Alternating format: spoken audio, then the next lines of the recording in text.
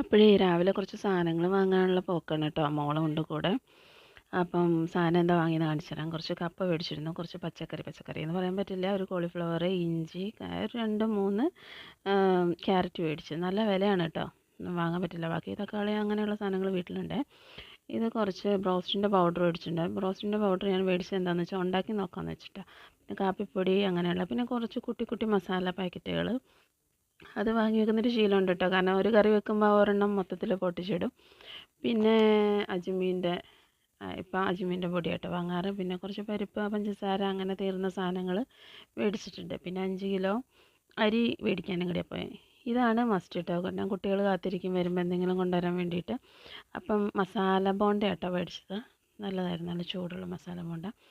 ഇതിന് നൂർജഹാൻ്റെ അരിയാണ് കേട്ടോ, പെട്ടെന്ന് വേവാൻ വേണ്ടിയിട്ട് മേടിച്ചാൽ. ഇതാണ് പട്ടി വേസ്റ്റ്, കാരണം ബടിയുണ്ട് ഇവിടെ, അപ്പോൾ അവൾക്ക് വേവിച്ച് കൊടുക്കാൻ.